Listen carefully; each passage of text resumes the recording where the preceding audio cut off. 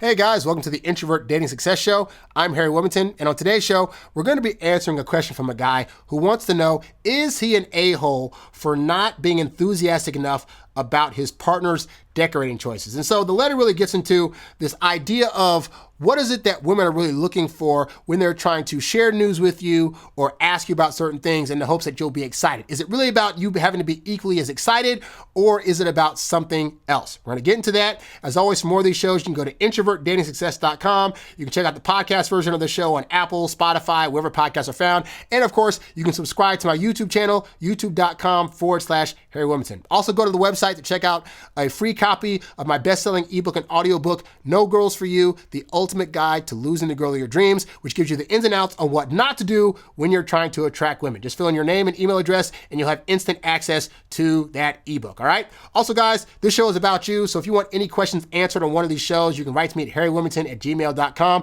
Right now, I'm doing 25 shows in a row per day up until December 25th, just as a way of giving my 25 days of introverted dating advice, all right? Then I'm taking 2 weeks off for the rest of the holiday, and I will see you guys in the new year, all right? But in the meantime, let's go ahead and get into answering this guy's question. So here's the situation. He says he's been in a 2+ year relationship and 6 months living together. A lot is going great, but some things are a struggle. One of those is that my initial reaction to my partner's decorating, such as painting an accent color, buying a new bookcase, putting up holiday decorations, the reaction is not enthusiastic enough. I don't say anything negative, but it's pointed out that my body language and lack of engagement with the idea, example saying that's a great idea or I have some decorations too, is off-putting and making my partner feel very unappreciated in the home. I don't have actively negative feelings about any of the decisions. I want my partner to do whatever makes the home feel like home to them. I just don't think I care as much about aesthetic, or more specifically, my aesthetic is more minimalistic, but that ends up coming off as offensive to them. Am I the a-hole for this? Regardless, I know I'm going to try and make more effort to engage and be enthusiastic and try and find ways to appreciate, because that's what I think is being asked for, but I'm just trying to figure out if my behavior is wrong. Well, I can't say that your behavior is wrong, guy, okay? But understand this, okay? Let's reverse the situation. Think about things that men really care about that most women could give a crap about, okay? For example, most guys are into video games, and yet if you were to talk to, for most guys, if they were to talk to their women about video games or the newest game that's coming out or the newest system that has these extra gigabytes of graphics and this type of controller and, you know, various tournament that's going on online, most women are probably not going to act very excited about that topic. Like, it's just typically not a thing that they're very much into, okay?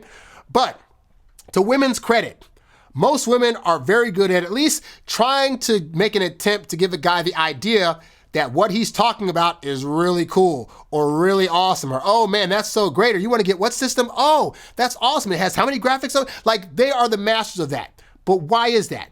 Well, because for most women, the way that they feel a connection with their guy and with just other people in general is through talking, is through encouragement, and is through being there for their person. And so they know that sometimes that means being able to be there for them in a certain way in that moment, even if they're not necessarily feeling that thing.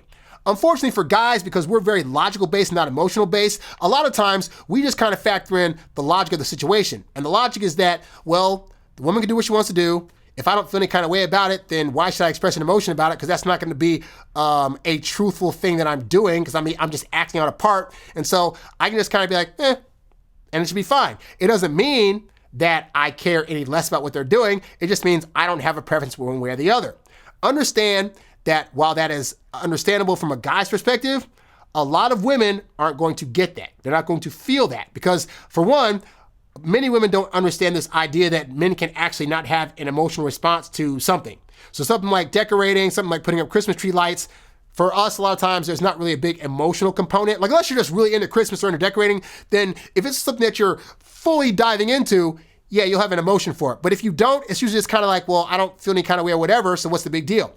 But here's the big deal for her, is that if you're not bonding with her about the things that she cares about, it's as if you're not bonding with her emotions about things, as if you're saying her thing has less value. Now, you don't mean that, but that is how she's interpreting that. So with that said, does that now mean that you need to feel obligated to give a fake reaction or a fake emotion to something that you do not care about. And my honest answer is no. Like, ultimately, I don't think that you have to be as excited about decorating as she is, or as excited about Christmas stuff, or as excited about, the newest, female movie that's coming out. Like, you don't have to display a level of excitement about these things, okay? It would be nice if occasionally you did, because on some level it should be cool, like, oh, he's as excited about this thing as I am. But it's not really about the excitement for them. It's more so about the engagement that's being lost when you say that you don't care about a thing, or that it's just whatever to you, and she can make the decision she wants, or whatever. Because again, her way to be able to bond to you is to be able to talk to you, is to be able to ask you questions, is to be able to get your opinion about things, to see where you're coming from. And so when you say something like, well, it's whatever, you're cutting out a very important part of the bonding process for her, to where she's going to feel less connected, not because you're not excited, but because you're not even going to engage with her in dialogue to where she can get more hyped up about it, or to where she can at least feel as though you're recognizing how important this is to her. Like, she doesn't necessarily care if you don't find it important, but she cares that you see the value that she's trying to see on this thing and why it's so important to her. All right. So when these things come up, where she's bringing up things that you don't really care about, or she's asking you your opinion on things and you're like, I don't give a crap, it's a big deal, you need to get out of that headspace. Okay. Stop thinking you got to be excited, but do think about the fact that she needs this dialogue. And so if, just like you want her to sometimes do things with you, whether it's, hey babe, watch me play this video game. Hey, play this game with me. Or hey, nerd out with me on this new Marvel movie that's coming out that I know you don't really care about.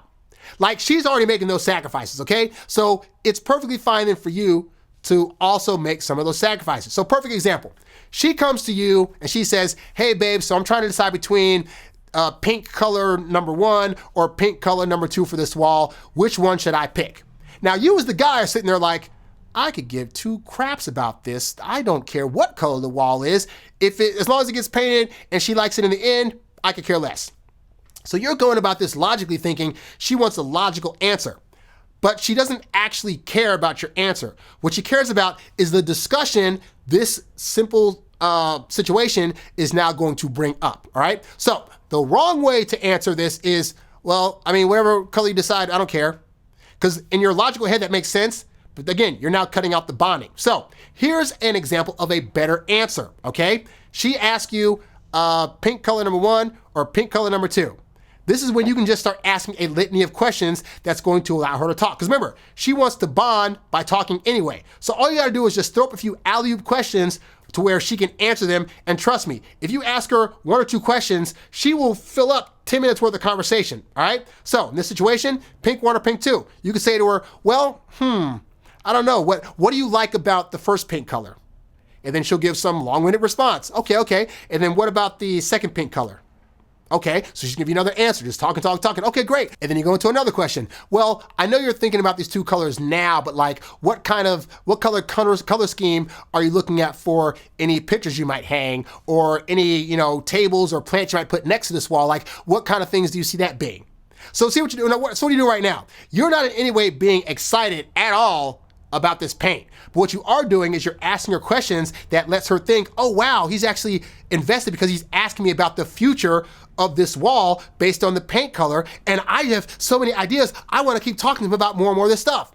So now what's happening is she feels that this is now an engaging conversation. She feels happy that you took an interest in something that she's interested in without you having to express in any way, shape, or form that you're actually interested in this thing, okay? And this is great for a variety of things, whether it's her asking about, wanting to see certain kind of movies, or, she might come to you and say, hey, so this woman at work, she wants to do this thing for the holidays or go to this party. I'm not sure if I want to go to the party or not. What do you think? Well, I don't care if you go to the party. No. Now you can ask, well, how long have you known this coworker? Well, who's going to be at the party that you know? Is she wanting you to bring anything? Well, are there other parties that are lined up that same day that you'd rather go to instead? Like, all you got to do is ask questions, okay? Just you asking questions about anything that she brings to your attention will make her feel like you're bonding. Now, here's another thing. Let's go back to the paint example, okay? Women hate when they come to you and are legitimately asking your opinion on something, and you give them an answer that's equivalent to,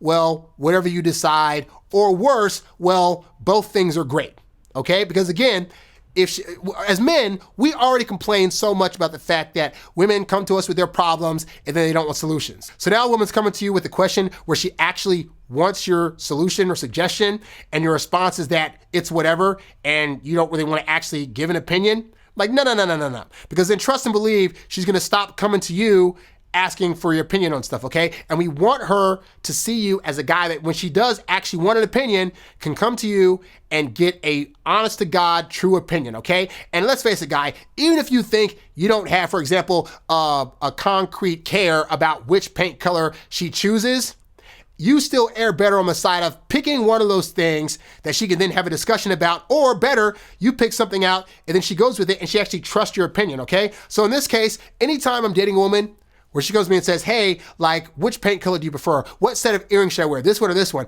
What outfit should I wear? Should I wear these pants or this pants?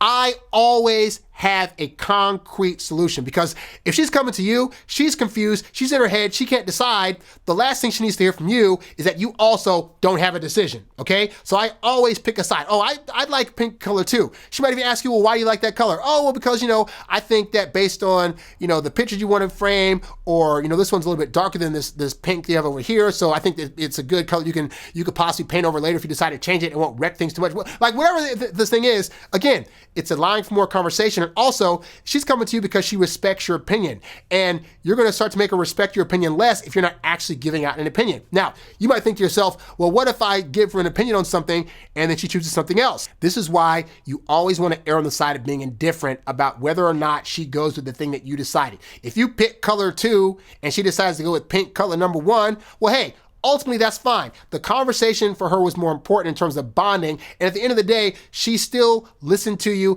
and took in your input before making a final decision, okay? Again, for most women, it's not necessarily about the decision that they're trying to make. It's more about the conversation, about the bonding. You ain't got to be all that excited about every single thing she presents to you. If you happen to be able to show some level of enthusiasm for these things from time to time, that's absolutely great. But again, for them, it's more about, is this guy that I'm loving and caring and want his opinion about things, is he willing to engage with me in a conversation that makes me feel more bonded to him, okay? So don't do yourself the disservice of cutting out these conversations simply because you don't care, it's whatever, yada, yada, yada. No, start caring, start recognizing what she's actually needing from you in those moments and give it to her. Because at the end of the day, the fact that she wants to talk to you is what's going to really make this relationship that you have with her continue to thrive in the first place, all right? So hopefully that's proved helpful to you. As always, if you need more help, you can sign up for one-on-one coaching by going to introvertdatingsuccess.com/coaching. You can also go there to get my various eBooks, audiobooks, and programs and courses, a lot of which are discounted right now, all in the help of being able to help you date as your introverted self while still getting your precious alone time. Also, if you have a question you'd like me to answer on one of these shows, write to me at HarryWilmington@gmail.com. And if you want to show your support for the show, you can subscribe to my YouTube channel at youtube.com/HarryWilmington. You can send me a Cash App at $HarryWilmington. Also, feel free to leave a 5-star review on Spotify, Apple Podcasts, wherever. It definitely helps this show get found by a lot more guys, all right? So that's all I got for today, guys. I'm Harry Wilmington, and I'll catch you guys on tomorrow's show. I'm out. Peace.